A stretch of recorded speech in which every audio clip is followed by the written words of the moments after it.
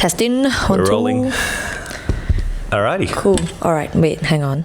Do you want to see and pick a few? Maybe 2 topics will be. 2 topics. Actually, you know what? Be the one to question me because I will be the one that is politically incorrect. Okay. I will be the unhinged one today, guys. Okay. Welcome to another episode of our podcast. Today is episode 7? 6? 6? 7? 6, 7? I don't know. something like that. I'm Caris, that's June. You guys should know us by now. If not, then the 3 of you that are listening, jail. Gerald. I want to go back to being really politically incorrect. I like to challenge things. Mm-hmm. And I like to be cancelled for my opinion. So, we're going to ask some spicy questions today. The Yes. relationship stuff's going well. I feel like actually a lot of people like to hear it. I mean, for me, I like to say it, but it's also when I hear feedback from people, they never say, "Oh, Caris, I loved it when you talk about marathon. Oh, Caris, I loved it when you talk about what to prepare, what to eat, what to consume." But they will be like, when you talk about relationship stuff is so interesting. So I was like, okay, well, it's good. It's a win-win, right? It wins for me, win for you. It's one of the most important life decisions, so naturally it's normal. Okay. And it's also juicy as well. Like, I'm quite unhinged. I say anything. Yeah. So the format of today's podcast, we're going to ask some of the more spicy questions. And we're going to get Caris' opinion first. Yes. I'm going to challenge the point of view as devil's advocate. And if she allows me, I'll also share my own point of view. Of course I allow him. Also, we heard that actually a few of you listen to our podcast when you do your long run. So Yep. I want to keep you entertained Yep. while you're running. Yep. Yeah. True. Lock in for the next 45 minutes or so. Please let us know who are the ones that's listening to us while you're running. That's amazing. Please let us know. All right. Okay. Well, with that one, let's jump into the first question of the day. Your partner should not automatically be your number one priority. Caris, what's your point of view on that? He should be your number one priority. Oh. Okay. I mean, okay, partner of how long though? Like that's also quite important in this question, right? Like if it's a husband, of course he's your number one priority. But if it's like your 2 weeks boyfriend, then no, he's not your number one priority. Okay. So your point of view is that it's yes, but depends on how long the relationship. Yeah. Okay, so from when can they follow-up question, from when do they become your number one priority? Also depends on your age as well, right? If you're in the age where you're ready to get married, I would say they will become your number one priority when that person is your husband. Okay. Yes, I think as a boyfriend, still not quite there yet. Mm-hmm. Of course, I cannot say for those people that never want to get married, then I don't have a time frame for you. But to me, if this person becomes your husband, then he is your number one priority. Okay, so let's reality test that. So let's say tomorrow Calvin says, I want to move back to Malaysia. Then how? But I am my own priority. Oh! No. As in, when he's my number one priority, does not mean that I have to take every of his opinion into account. Right? Not into account. Sorry. Like I don't have to agree to any of his opinion because he also has to agree to my opinion as well. If I'm not ready to go back to Malaysia, then it's something that we need to discuss. Okay. So I don't see number one priority as being I need to listen to him for everything. Right? What do you mean by number one priority? Yeah, maybe we should start there. So then, in your point of view, when you say so strongly, yes, then means what? Priority means what? Priority means you put him you put him first in terms of like if let's say there's anything, let's say there is something being planned, right? Then you want to hear his opinion first, and then you try to of course lead your day to day based on what he prefer. Not like let's say your mom has an opinion, your husband has an opinion, then I'm more leaning towards I want to side my husband, of course, unless it is crazy, like it's not something that aligns with my thoughts. When I agree with let's say Calvin, it also has to align with my thought as well, right? When I agree with my mom over Calvin, that's because I think my mom is right. So I am actually my first priority. But then if it's a conflicting situation between my mom and Calvin, I'll probably most likely lean towards Calvin unless my mom is clearly in the right. Something like that. You married this man. This man live with you for the rest of your life. Like if he's not your priority, then who the hell is? Yeah. Okay. What about then in a situation between your business and your husband? Ooh. Business is my priority first. Okay. But you have to give me a hypothetical scenario. Hypothetical scenario. Okay, let's just say your cafe is ready to now expand into 3 new locations. But that means you're not going to see your husband. You're not going to be able to work out together as much as you like. Yeah, so you've got an opportunity in front of you, and it could make you a lot of money, and may not actually, but it's going to take a lot of time away from your husband. Then how? Would pick myself first. Okay. Means if I think that there's some, because it actually happened before, right? It's not like this is actually a hypothetical but realistic example to my previous scenario where I had to embark in a journey in a business, and then there was 3 years that I'm like quite unavailable. I'm physically there, but my mind is not there. I'm not available mentally. And Calvin sat through everything. To me, because I am quite driven myself. So if I want something, I want it. If you cage me up, I'm going to be not happy with myself every day, and then you're going to see a very ugly side of me. So it's better you let me loose.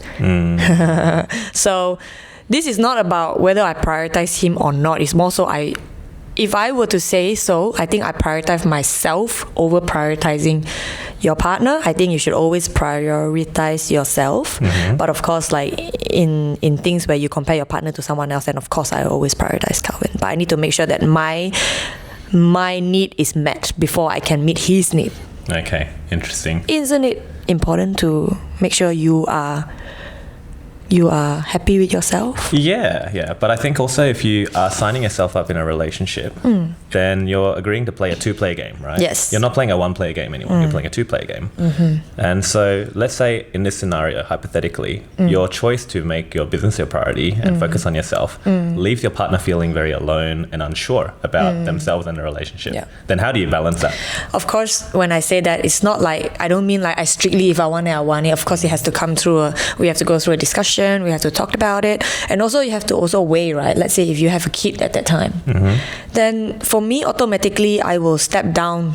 If my partner is good enough at work, then I will step down, because to me all this feminist stuff, like I'm for it, I'm not for it, I don't know, but to me I feel like as a female I wanna follow the traditional rule of the husband goes out and make money, and then if there needs to be a carer, then I'm happy to be the carer. But if there's a scenario whereby we are in the position where we can hire and we both can make money outside, that's okay with me as well. But I won't ask Calvin to step down so that I can go out and work and then he have to look after the family. So then I'm also realistic like that. I'm not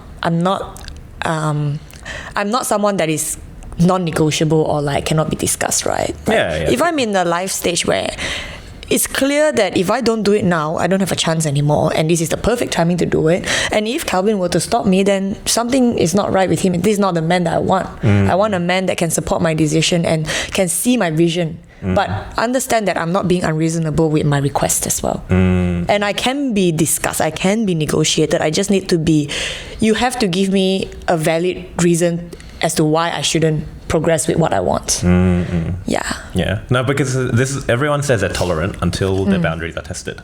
Because if you're saying, I'm flexible, I can negotiate and you can tolerate, but those boundaries are never tested, then how do you know? So for example, if you are in this business discussion and then he was saying, I'm feeling like I'm not a priority anymore, or the relationship become less, then how would you navigate that crossroad where, let's just depersonalize it a bit, right? It's not Calvin anymore. Let's just say in a relationship, one of the partners now feelings. I hate it when people say this shit. Like, I'm sorry, you are men. Grow the hell up. Grow the F up, okay?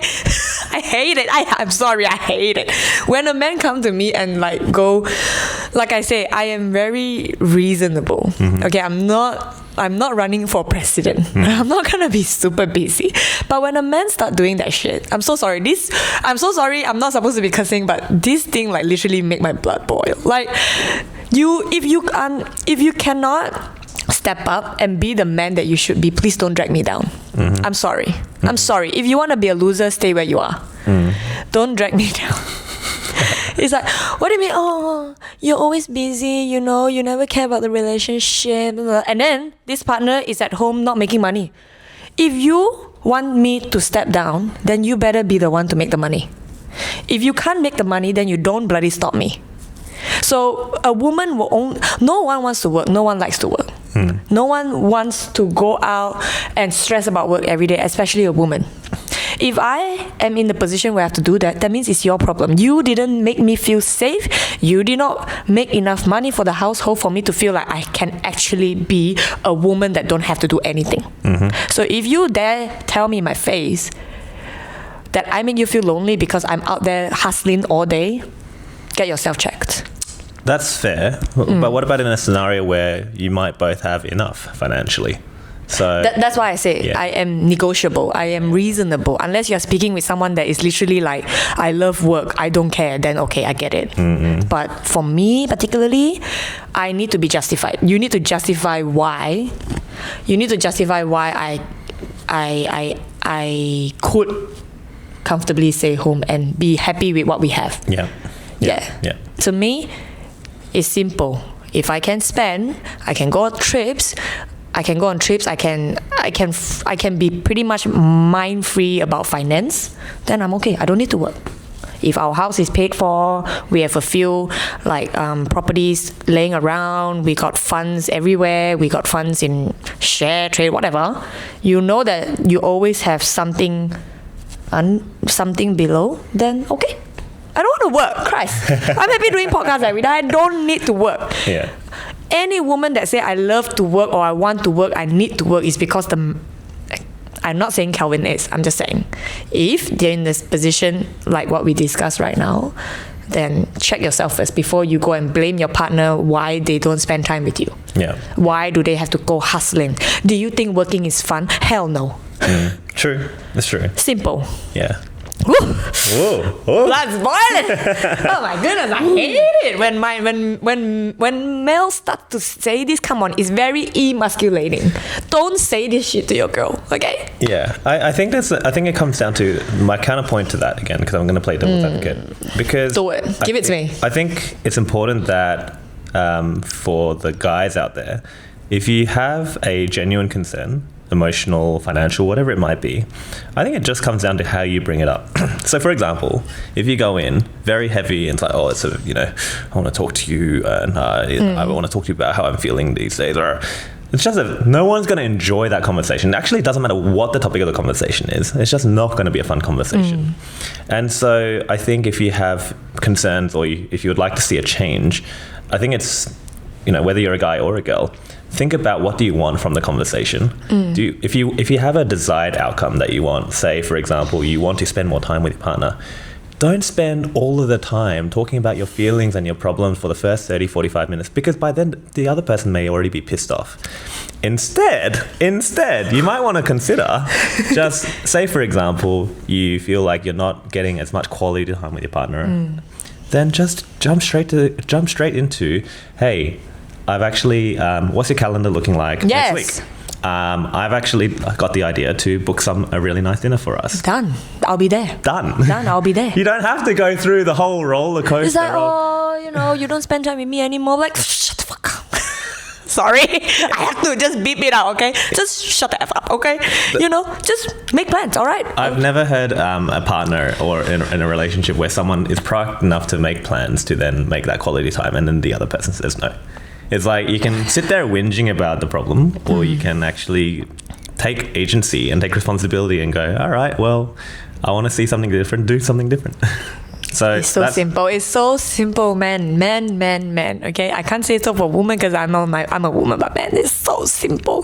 If you start whining as a man, that is a massive turn off. Stop whining. I think that's the main thing. Like, it's something I struggle with as well, right? Because I want to be honest about how I feel and communicate that in an adult way. But at the same time, you don't want it to turn into a whinge fest. So then how do you find a balance between vocalizing and communicating how you feel as an adult, and especially, being willing to be vulnerable with your partner? Because if you do treat them as your partner, you need to be willing to trust that they can handle your vulnerable emotions too, right? but I think you still need to do it in a way that preserves some dignity, some respect, and do it in a way that still keeps it fun. And if it still persists as an issue, then again, just keep asking yourself, like, instead of putting it all on your partner, who can't read your mind, by the way, what are some of the things that you can do to try and shift things in the direction that you like to see instead? To be fair also to the guys as well, like, it also depends now that on... she's calmed down a bit. Yeah, calm down a little bit, thank you.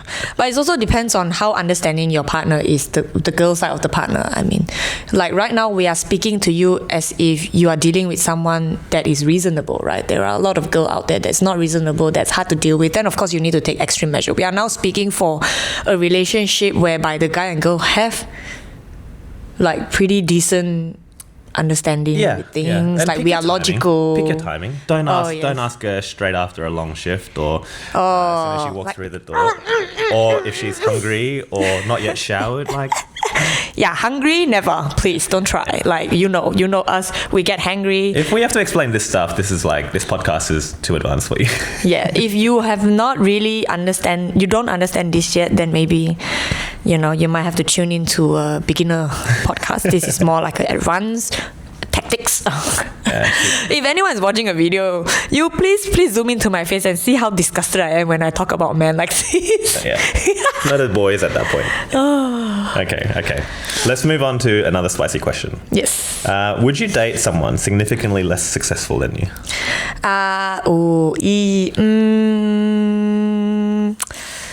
Depends on personality. Oh. Yes. Okay. I mean, ideally, I lean towards people that is successful, but at the end of the day, personality works. Personality outshine everything. Okay, let's define both first. Successful means what? Successful means that you have you have it together with money, with business. Okay. That is success. Okay. Personality is just how you are as a person. To me, if I see you're successful, let's say if I don't know you, let's say there's a pool of people, right? My eye is normally lean towards successful people. But then the second thing that I consider is, are you a douchebag? Because successful people tend to be a little bit of a problem too. In that department. Yes. If you want successful men, then maybe emotionally you don't get. You won't be satisfied very well. Yes, in the pocket you'll be satisfied. Like you get your perk in and stuff like that. But like most of the time, they don't have time for you. They might treat you like crap. I don't know, because they don't really need you. True. Yeah. I think it's just a lot of people in this decision-making space. They don't think about the fact that the very thing that they find attractive are the very same attributes. It's like a whole package deal. The people who are successful, they're not going to suddenly then be in a relationship a totally different person. You know what I mean? Like the type of people who often become very successful are consistent, disciplined, almost don't have an off switch, and as a result they outperform. So this is actually fall under the type of person he is, right? So you can get a rich man from a good personality, but you cannot get a rich man to have a personality that you want. True. You can't change a person, but you can get a person rich if they have the right mind or right personality, right set of mind that you like. Sometimes exactly what you're saying. I think another way to say what you're saying is you could have all of the ingredients to be someone very successful, but you might not have the proof yet. That's right. So I don't really fault someone for not being successful yet, unless if they are 50 years old and they are still not there, then of course I'm not going to go for that, because at 50 you don't have much chance to be successful anymore. But like, let's say in your 20 something, even 30, early 30, if you are not successful yet but you have the drive, you have the personality, you have the discipline, then I don't see why not. Okay. Yes, that's my opinion. So it comes down to the successful mindset rather than the outcome. Correct. I can't actually argue against that, to be honest. I'm a reasonable girl. Come on. Yeah. I don't just have my eye on rich people, of course, but rich people shine brighter in a group. Like not rich, like successful people shine brighter in a group. Yeah. They get that one thing I must admit, they do get that first like, you know, like, ooh. I think they have a different presence when they walk into a room, for sure. I can tell who's got what by their presence and how straight they stand up, right?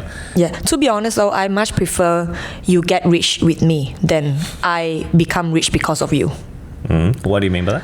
So, like I say, I want this person to be nothing and be something after being with me. Why? Because this is a wealth built together. The bond is stronger. This is the kind of man that will say, my wife is my everything. I am successful because of my wife. That is the kind of husband that will respect the woman to, like, you know, 100% respect the woman. Because honestly, what's the saying? The every successful man behind is a something woman. What successful woman? Not successful woman, like supportive or something. Because if you have a partner, a wife or girlfriend that is always whinging, whining, you don't spend time with them, always giving you crap for going out hustling, guess what? You're never going to be there. Yeah. It's only the wife that understands that you're trying to hustle, that you might not have time for them, but you know that this is temporary. Once he's made it, then you all going to have a good life together. This is how a woman should support their man, rather than you go into a relationship where this man is already rich, and you are now rich because of him. Then now you always live under him. Yeah, I think have a slightly different take on it. I think the reason why I prefer to grow something together is because two things. One is, it's sort of like if you're insanely beautiful, you never know, do people like you because you're beautiful, or do they like you for you? So if you've already quote unquote made it, then are they there for what you have or who you are? Yes. And if you come in with nothing and you get to grow something together, then you know that the person has chosen you because of who you are and what you can, and everything, all of the outcome came after. And then the second part of it is like, I think from a guy's point of view, if you know you can be accepted without all of the bells and whistles, you are loved for who you are and what you're capable of, then even without all that proof, it's just, you don't sit there questioning of like, are they with me for my money? Yes. Yes. So it goes both ways. So better to build them together. Yeah, true. That's my take on that.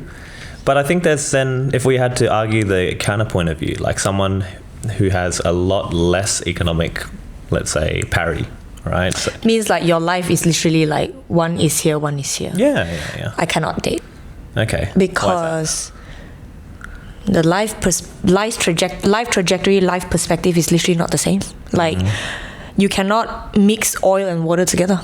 It's like you kind of have to be compatible in some way, right? Like if you have, I don't want to, you know, but if you've been living in poverty for all your life, and the other person is been like spoon fed for the, you know, like they had a great life from day one. The way you guys live life is very different. The way you guys view life is very different. The way you guys handle just a simple housework, how to run a household is totally different. The way you want to run it as a rich person, why can't you just hire people to do it? I mean, we both make money. Think about it, right? I'm not saying the person that's from poverty, they can't make money. They can also eventually make it to a point where they can now sustain their life, rent a house, buy a house, whatever it is, right? But the view in everything else will be so different. For example, a rich person will be like, hey, my time is valuable. Why do I want to waste my time to do this when I can hire someone to do it? A rich person, the poor person, not poor, currently now okay, but grew up in a poor background, had a scarce mindset. Yes, they'd be like, why do you want to hire someone when you can just do it? Like, you rather sit here and do nothing and hire someone to do it. That's crazy. But the rich person will be like, hey, at any given, I'm always so busy, my mind is always turning. I just want a moment that I can just sit down and relax. Do you want to get me up? Just like, it's not that we cannot afford it. So this is where it will clash a lot. Yes, yeah. I think it comes down to, for me, like the mindset and trajectory.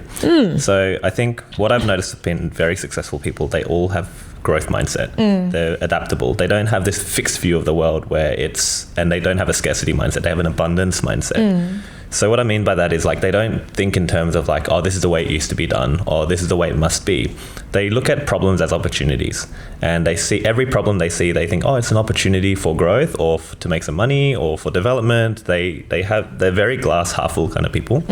And I think even if let's say you come from a, you know, I didn't come from a very well-to-do background. Like first generation immigrants, and I grew up with a scarce mindset. You know, save every dollar, like eat every grain of rice and all of that. Same. But I think what helped me is just knowing that there is another way. So what helped me break through the, let's say, economic and social barriers was to, instead of going, oh, that can't be done, or oh no, that's too expensive, or oh no. The advice that I got was like, I know it sounds ridiculous, but go to a 5-star hotel, go to the Ritz, go order that $9 coffee. Back in 2000, that was an outrageous amount. Still hurts me. Yeah. But it's so expensive. And sit around a room, look at all the different people, and just expand your worldview. Yes. And when I started to then go out of Perth, go to different countries and work in different countries, your definition of success and your horizons expand in a way that it's just like a 3D learning experience. You can read about it, you can read the theory, but until you experience it for yourself, it's just a totally different thing. And so what I say is, like, even if you have differences in earning power and economic power, if you have a mindset that's compatible with a growth mindset, I think then that's the sort of minimum bridge that you require to make that possible between the differences. Not just that, like, you speak in a very like a generous person, generous to yourself, generous to others, normally would do really well in business. The more you are frugal, the more you are unlikely to get business. I feel like why this is the case, I think if I am someone that is looking to give out business, I'm most likely gonna go with some. For example, you are someone that is say you have, like, you're a contractor of something, right? If you have that mindset of like, I don't care if I'm gonna get anything from you, right? I just want to treat you all on the meal, you know, like sometimes ask y'all to come out, we can drink beer, whatever. Most likely if I was to give out my business to someone, I'm gonna go for you, because I want to work with people that is not stingy with me. Yeah. And if you are a stingy person, most likely you're not gonna make it very well in the business scene. In business, you really need to be like, my dad always say, if money don't go out, money can't come in. If you're tight with your money, money will never come to you. That's why I always grow up thinking, it's okay.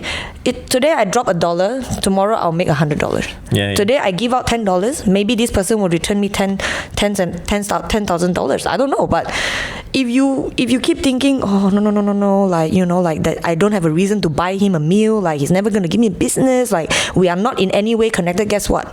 There are so many ways that you can connect. You have nearly 100 years, potentially, if you live until 100 years of life, maybe 60 years you are working, right? There might be one point, this person will contact you one day and be like, hey, for example, Kelvin is in handyman business. You're in handyman, right? I mean, I need something fixed.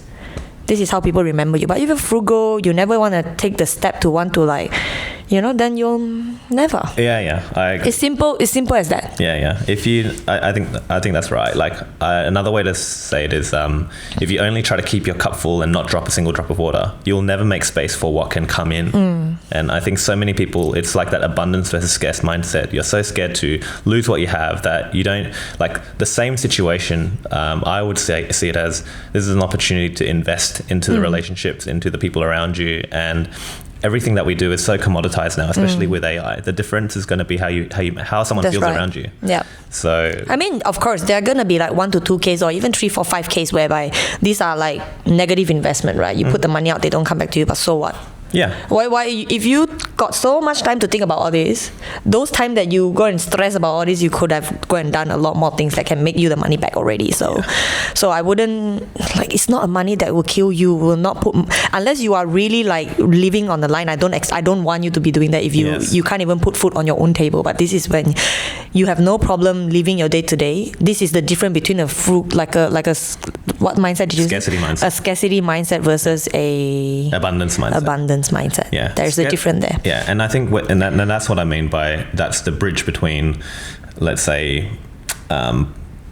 someone who may not be in as good a socioeconomic status, like that might be the program. Correct. But to have that upward mobility, you need to have that abundance mindset. That's right. You need to believe that that if I do this, I'm not going to fail. I'm going to grow, or I'm going to learn. If I'm not going to make a mistake, it's going to be a lesson. If I do this, even if it doesn't work my way today, it may in the future. And I think that kind of abundance mindset is something that really is a defining characteristics of the most successful people I know, and they also just happen to be very rich as well, because they don't see what they lose. They look at whatever that goes out as purely like they're just not transactional. That's right. And back to relationship, let's say if I am someone with the abundance mindset and then I'm with someone that's with the scarcity mindset, it's not gonna work. It's gonna turn me off so hard. Like, let's say if I say, look, let's buy them a meal, it's okay. Like, for example, sometimes you hang around with like a friend group where maybe you are someone that is a bit more successful, you want to buy them a meal, but then your partner be like, why you wanna, like you could save the money. That'd be like, oh my god, that will be the biggest turn off of my life.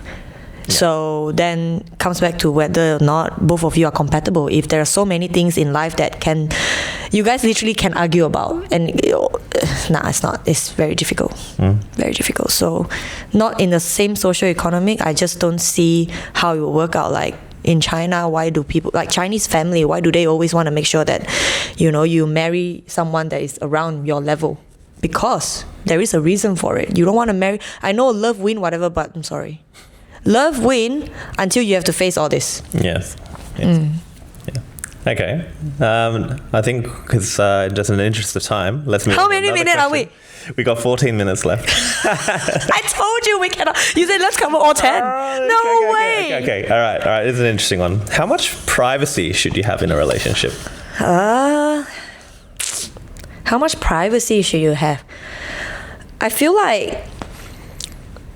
Okay, there's actually some interesting sub-questions. For example, should your let's quick rapid fire. Should your partner know your phone password? Sure.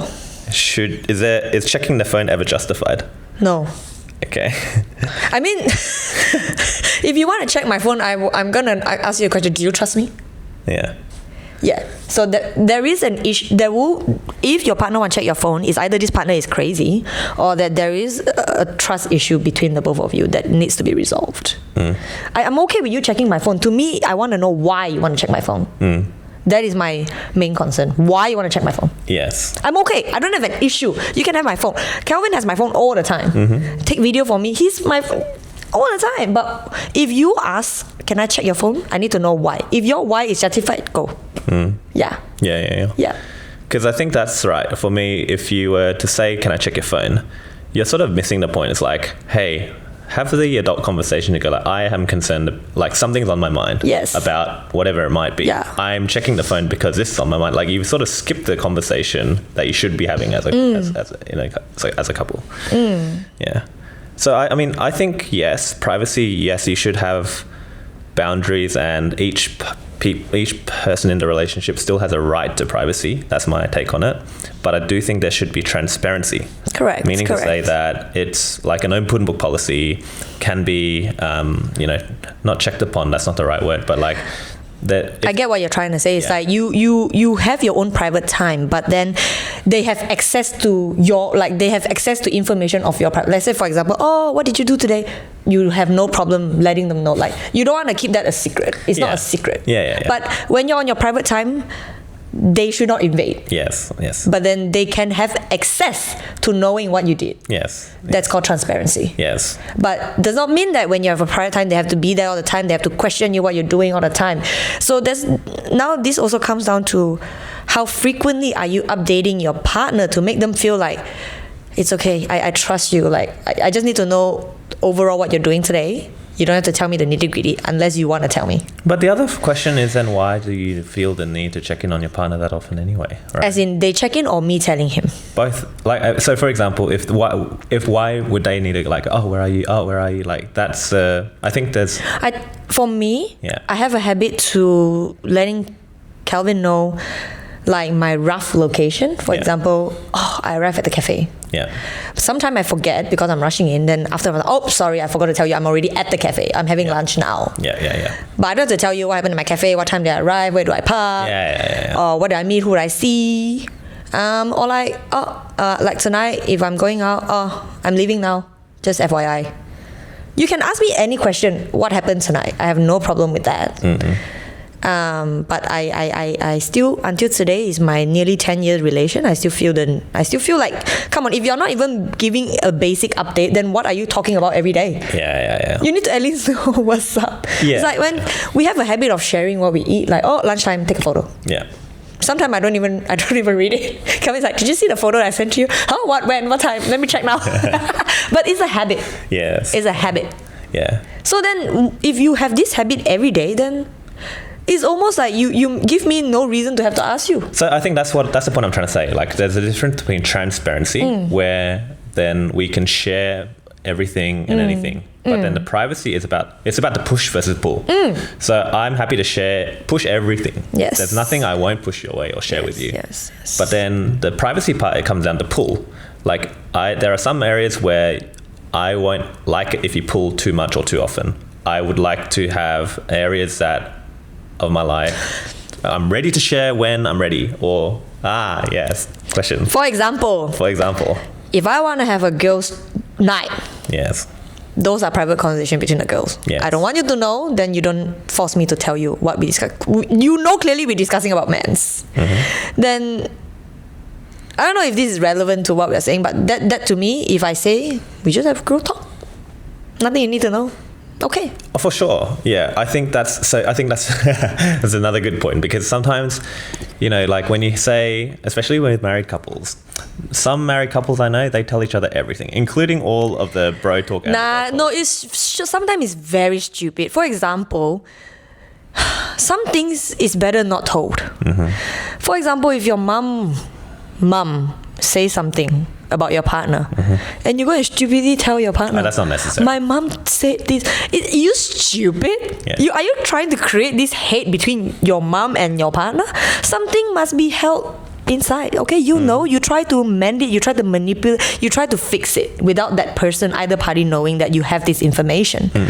But you don't go. Some people, they just everything. I mean, exercise some judgment, please. Yes, it's not necessary. Yes, not. Some things you don't have to tell them. If it doesn't help, don't say it. Yeah, but I would also advocate, even if you are in a relationship, I think you should still respect the privacy of your friends and your existing relationships. Correct. I think there are some Chinese walls that I'll still have with my partner, especially if it's a close friend confiding in me or another family member confiding in me. So in those aspects, I personally still advocate privacy, to respect. Because you don't just owe privacy to your partner, you owe privacy to your other relations as well. Correct. And if your partner can't understand that or respect that, then something wrong. Yeah, kick them. Maybe another. Mean this person is not understanding and logical. They can go and be with the people that is not understanding and not logical together. Yeah. I think it's just the privacy is something that between. It's a relationship by relationship basis, and those should always be respected. Yeah. No, I agree. Okay. Last one. Yo, you haven't really fight me on a lot of my answer. I know, because I sadly agree. It's not going to be as very. Where is my devil's advocate here? Okay. Maybe this one. I think maybe this one. Is it okay to stay friends with an ex? Oh no, no. To me, I need to know why. Why you want to be like? Is there something? Like I know people that can be friends with their ex. Depends on how they ended, right? Like depends on how the relationship was. I'm not a strict no, but to me it's like I feel if I have to pick yes and no, I'll go no. Sorry, let me then rephrase. When is it okay to then still remain in contact or friends with an ex? Sometimes it's just, sometimes there's no hate, just relationship is not right. We are better as friends. Then, okay, if that's what you say. If we tried, there's just no way we can be in a relationship. We're better as friends. and I do view you, I value you, I cherish you, I don't want to lose this friendship. And if you know that there is a clear boundary that, okay, this is not gonna become messy, okay, that's fine, I have no problem. But most of the time in relationship, they don't end like this. So then my question is, why do you want to remain friend? Why do you want to create this unnecessary stress for your partner, knowing that you are still friend with your ex? True. It's also for your partner as well, I think. If your partner has a problem with it, within the reasonable bound, then you should also you should weigh, right? Do I want my partner happy, or do I value my friendship more with my ex? Yeah. No, that's fair. I think I was hoping to disagree with you on this one as well, but like I think there's like a very, very, very, very small scenario in which there's a reason to stay and maintain a relationship with an ex. That's why they're called ex, not friends. Like, I think there is that difference. But hypothetically, if you were to still maintain some form of connection with your ex, I think here's an example where it might be helpful. For example, if you are no longer in a relationship and you recently broke up, or you are now trying to like get some more feedback about yourself of like, what's wrong with me, or what's the lesson I keep missing? Why does this keep happening? In that scenario, I personally have reached out to an ex where I said like, hey, I find myself at this crossroad again. I'm trying to figure out like, what are the blind spots that I'm missing? Here's all the things that I have tried to reflect on, what I keep missing in relationships. And you might just need, again, someone to check your blind spot. And in that setting where you don't have another person to be mindful of, and if it's also okay, you know, they don't have to say yes, but if it's okay with them and their partner who may or may not be part of, as part of that sort of blind spot, personal growth, personal development, again, if they're also okay with it, like, that's a scenario where it might make sense. I don't think that is called friends. I think that's more like, hey, help. Yeah. like asking someone for help. Yeah, it's not really friend is not like this. Friend means that, oh, like, this is friend. Yeah. That is not friend. Sure. So that's, I mean, look, if anything, like, yes, I say a strong no, but I still have my ex on Instagram. My ex still have me on their Instagram. I see his post when he posted, he see my post when we posted, but do we talk? No. Do I have to delete them from my life? No. I'm someone that never delete anything. To me, everything that happened to me lead me to where I am today. They are at that time not suitable for me, but today, hindsight looking back, I am where I am today also thanks to them. So wait, you don't delete his nudes? I don't have his nudes. And also, I don't like to keep nudes. There you go. It's just for safety reasons. Yes. But if you go scroll my Instagram all the way down, you'll see my ex photo there. You can see the day that we got together. Everything there. I don't delete stuff and I don't archive stuff. I think it's okay. You want to see, go and see. It's fine. Right now, I'm happily married to Calvin. Does not mean that my ex was someone that I need to delete, or like no one needs to know, no one can know about. You guys can know. As long as me and him, we are done. We are done. We know that we are done. I saw that he recently got married. Congratulations. If you're watching. I don't know. Congratulations to you. I didn't personally congratulate him, but I saw his video. I'm happy for him. He also saw that I got married as well, right? We never unfollow each other. And I think a mature relationship, that's why I say, I have no problem with Calvin following his ex or still be friends with his ex, whatever. It's just that existingly, are you guys in a very, very close contact? Are you guys still contacting each other? Are you still... That to me is unnecessary. Yeah. But does not mean that I'm not okay with you being still friends. Like that kind of like still follow each other, still know what's up in their life. At the end of the day, these people, they were someone really close to you before. If it's not them, it's their friend too. Yeah. So are you gonna go unfollow all their friends? Yeah. Sometimes this is where things become, when break up, you lose half your friends because, but to me, I'm just like, you know what? I got no time to go unfollow people like that. Yeah. No, I agree. I think exes hold a special category compared to other people, in the sense that, as you say, if they have been a meaningful part of your life, it's a very intimate part of your life. Correct. Often for a very long part of your life as well. It doesn't make sense to completely like cut them out and delete that. Like I think that's a disservice to your own self by doing that, because a lot of who we become are a result of our friends and and our partners, exactly, right? yes. But it doesn't mean you just keep opening that box as well and reliving past memories, because that means that's an indication you haven't moved on. So I think it's this very fine line between like respecting and acknowledging they're a part of you, who you are, and the growth journey that you are, and all of the things that that history that you may have shared to bring you to where you are today. But it should firmly live in the past. There.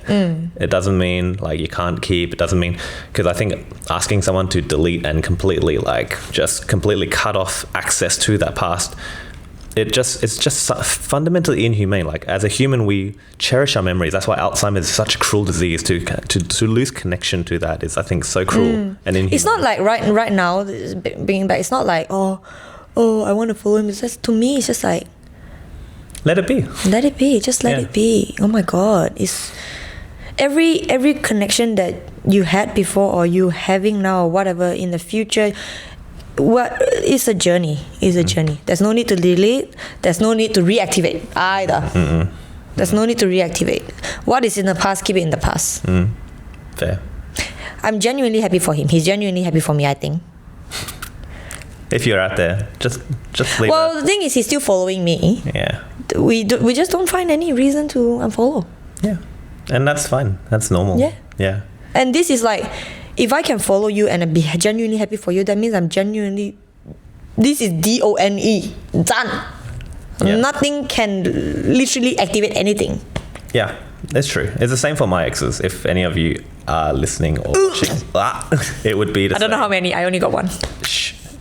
It would be to say, I am wishing you all the best, genuinely happy for you. Yes. It doesn't necessarily mean we have to eat at the same table. Yes, that's not necessary. Yeah. So that's where I draw the line. Yeah. So that's why I say you can be happy for others. It just means they can be at different tables or different restaurants. Correct. There's no need. Even, you know what? Sometimes if you somehow walk in the mall and you see him, say hi. That's fine. If you guys like make eye contact, oh hi, okay, bye. That's it. That's all you need. Yeah. Just cordial, cool, chill. So still did not disagree with me. Maybe. But then it's a hard no to being friends to me, if I was to pick one. Yeah. I think friends is difficult. I mean, that's why they're called exes and not friends. And that's also why you want to go and create unnecessary drama with your current partner to continue to be friend with your ex. Why? Why you want to do that for? Yeah. I think it's just you invite a lot of unnecessary shit in your life to do that. I think that's one last question, because I do want to find something we do disagree on, but it's like we are just too similar in this way. Too hard to disagree. Because the thing is, at the end of the day, I'm not unreasonable. Everything can be discussed. Yeah. So then, like, you can't really disagree with me. Okay. What about this one? Do you owe your friends loyalty even when they're wrong? Oh no. I will tell them in their face. Okay, can you define that to me? So it's got an interesting scenario here. So, for example, your friend cheats. Do you cover for them? Okay, yes. To me, depends on what's my relationship with the person that my friend is cheating with. But I will do my part as a friend to this person that's cheating to advocate them against. Means I won't let them I'm not going to let them just freely do things. I'm going to tell them this is wrong. You shouldn't be doing this. I'm only not saying anything because you are my friend, but I think this is a part of you that I cannot agree on. So what if that friend's partner goes, Karis, something's going on, and they approach you directly? Would you lie for them? I will not accept. I'm not agree or deny. Means if someone tells me, oh, why do you think that? Like, maybe is there somewhere that maybe like I would try to like move the conversation into sort of telling but not telling. Okay. Because this is a very good question actually. Fuck me. Oh, sorry. I swear on podcast. Sorry. Beep. But it doesn't do me any good to expose my friend. It also doesn't do their relationship any good to expose my friend. It's not my place to say, to simply put that it is not my place to. Even if they directly ask, even if directly ask, you would lie for your friend in that scenario. I will not deny, nor will I. You would plead the fifth. Yeah, I'll plead the fifth. Okay. What's your thoughts? Would you? I would. For me, it's not. No, sorry. I want to add on. Then the next thing is I'll call my friend and be like, you better be honest with this person now, because if you don't, I'm going to tell her, because you are now making me lie and I'm not happy with that. Yes. See, this is where I was about to. I was hoping we could finally disagree. Okay, no. So here's what I would do. In that situation, I would say to my friend that I don't agree with what you're doing, number one, because if you're my friend, I will be able to tell you the truth, even if it may hurt your feelings. Number two is, if I'm direct, I would warn my friend. I would say, I don't agree, like, our values don't align on this, and that's okay. Like, that's not something I'll judge you for. If you have done this and you want to continue doing it, I cannot be a part of this.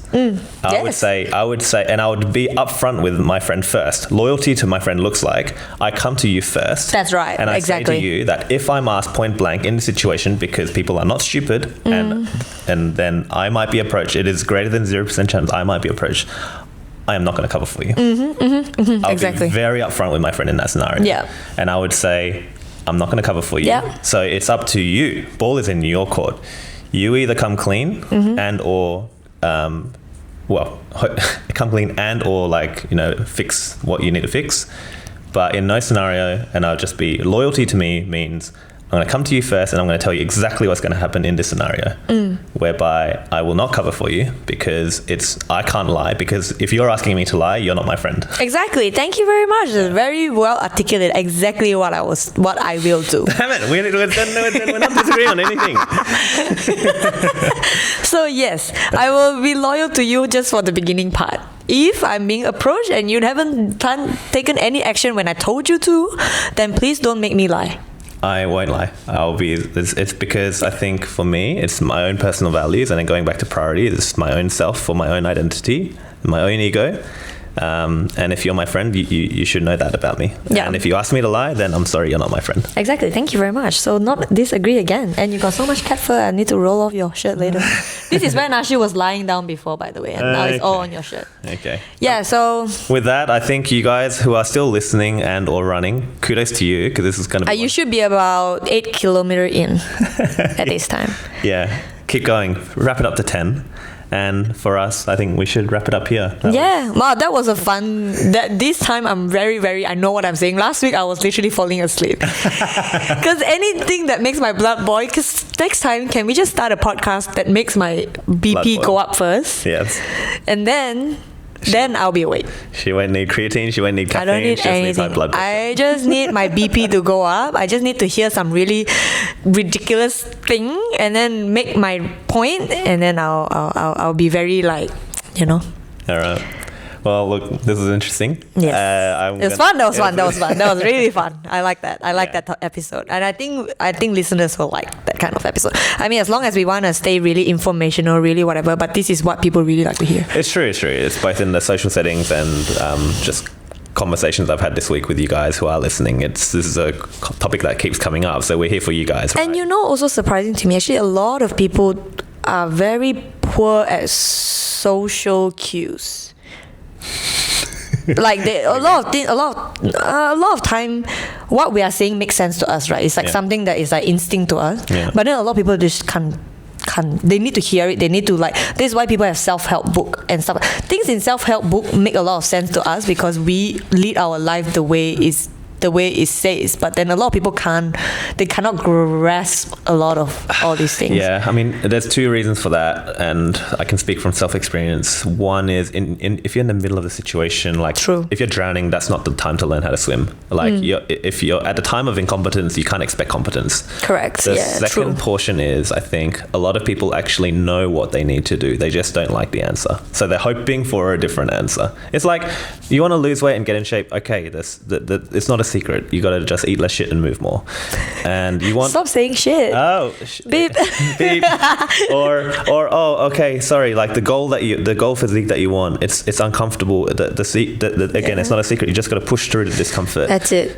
You want to get faster on your pace, whatever. Again, you just got to push through that discomfort. Like the answer's unknown. I think the reason why people just may appear to be clueless is because they're hoping for a different answer.